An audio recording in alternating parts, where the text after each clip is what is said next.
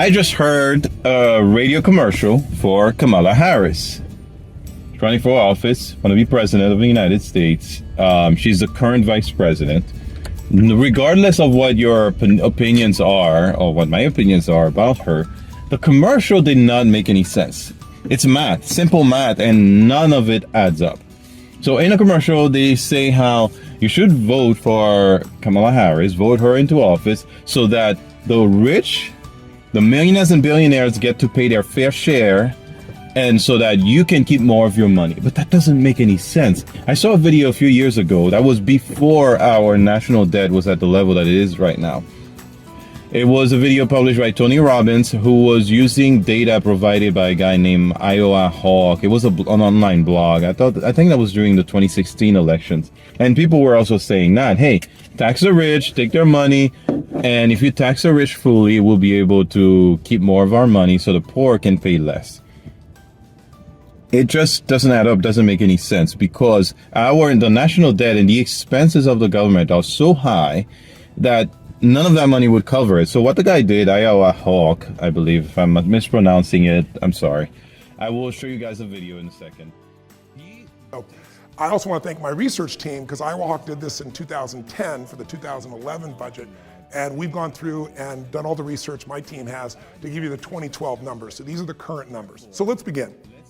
Let's look at some basic research and try and figure out, how do we actually pay for this $379 trillion that President Obama and this Congress have planned to spend in 2012?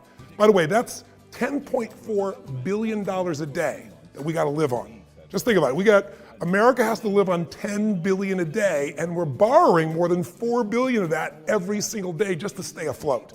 So let's start with a calendar, and let's start at 12:01 a.m., January 1st. Now, according to Iowa Hawk, the only thing more evil to a liberal than a rich person is a rich corporation. So he takes those two corporations that he thinks most people that are liberal consider to be the most evil, which is ExxonMobil and Walmart, and he says, forget the high taxes. Let's just take every single penny of their combined 2011 global profits. That's $46.7 billion. Now, if we spend all of their profits, it only gets us from midnight on January 1st to 12:45 p.m. on January 5th. That's after taking the profits, all of them, global profits, the two largest corporations in the world. So that's not too impressive. So he starts to say, let's look at this deeper. Let's take every single penny of profit, every penny that comes from the other 498 companies on the Fortune 500, all of it. That's $567 billion. And that still just gets us to 12:15 a.m. on February 29th, my birthday, leap year. Now, obviously, this isn't getting us where we need to go. We've taken every dime of profit from the big Fortune 500 companies, and it's a few weeks after the Super Bowl. So what do? Maybe we go back and we just grab all the corporate advertising, all that was spent, which was $200 million. That'll run the country for about 28 minutes. But why stop there? Let's take all of the ad money, all the 46 years of Super Bowls. That totals $5.2 billion. If somehow we could have a retroactive tax and get all 46 years of all the money ever spent, we'd still only be able to get to 12:15 p.m. on the same day, February 29th. Look, it's obvious that we're not just getting where we want to go, so we can't just do it off the backs of corporations. So Iowa Hawk says, let's really go after what liberal politicians are asking. Let's soak those rich people. And we're going to do it by going after, let's start with, let's say, the athletes.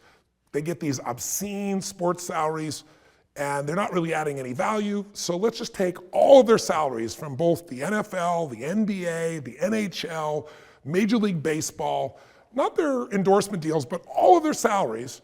And let's also take the winnings of the PGA Tour and the money spent on NASCAR, put it all together.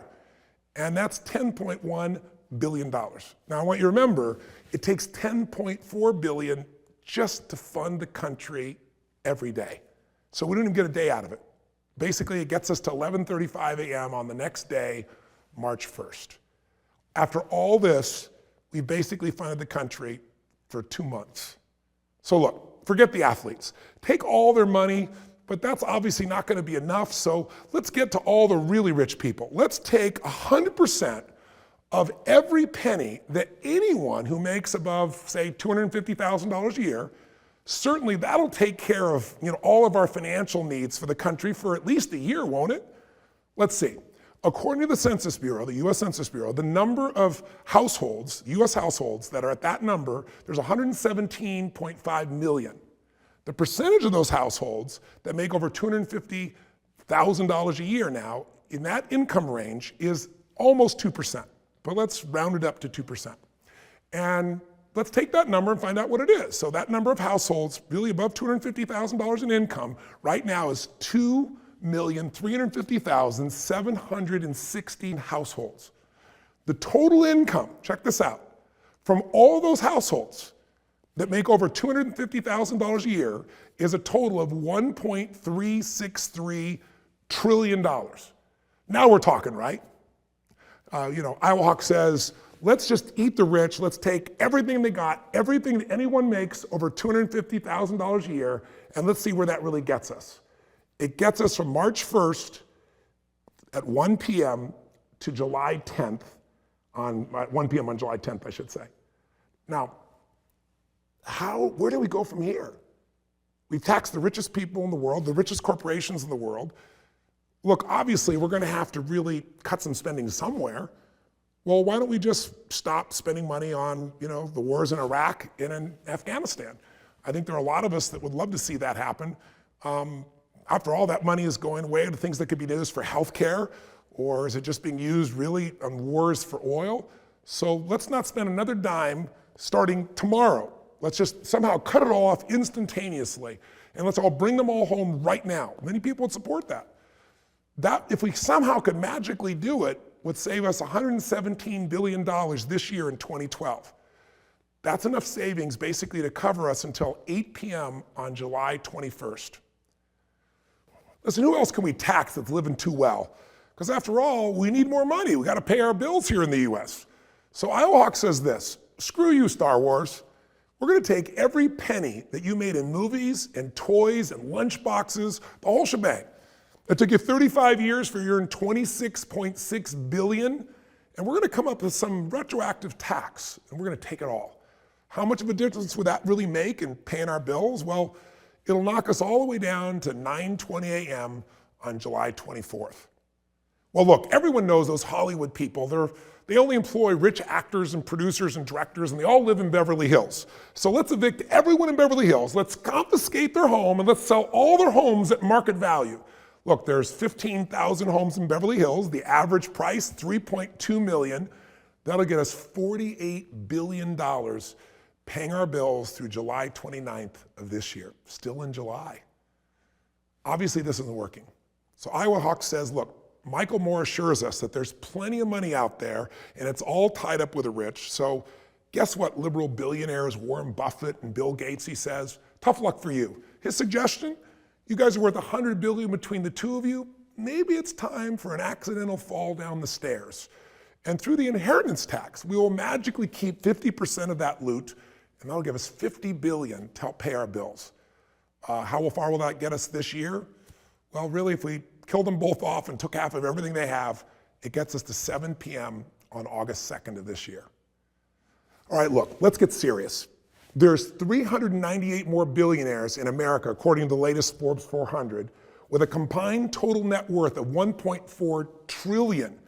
He says if we can just arrange a few more hundred accidents at 50% death tax, kill them all off, take all their estate money, and we'll have another $700 billion. But even still, after killing all the US billionaires and all the jobs and opportunities they create, it helps us pay our bills only till 2 a.m. on October 9th of this year.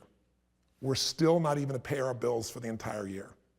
Okay, let's forget this mamby-pamby 50% nonsense, he says. Kill all the billionaires and forget 50%, forget their heirs. Take all of their money, all of it. They're all crooks anyway. Take everything and take, well, let's say the 100 or so other almost billionaires. Take everything they've got as well.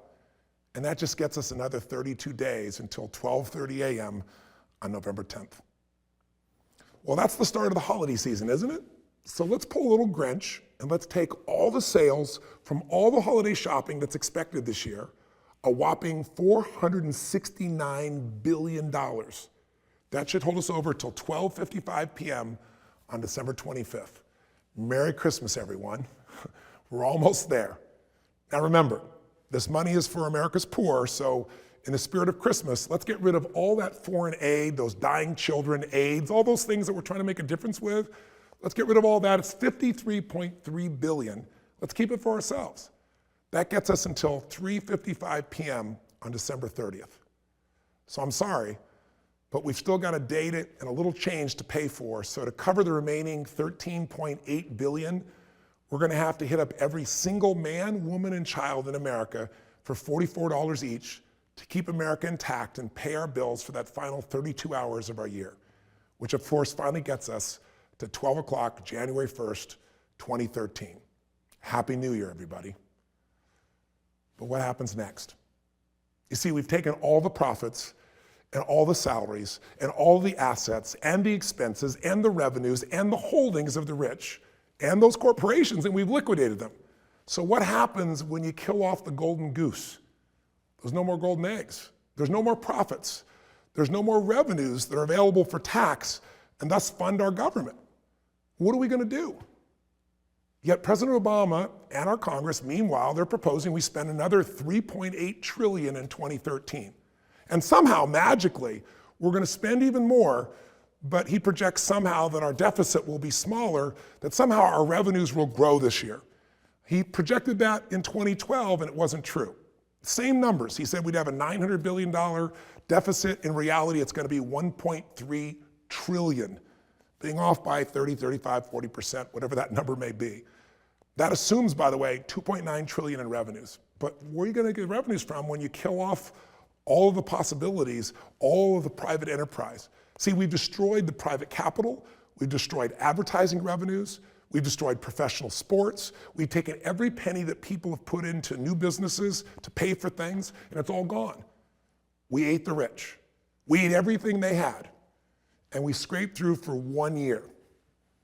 Now what do we do?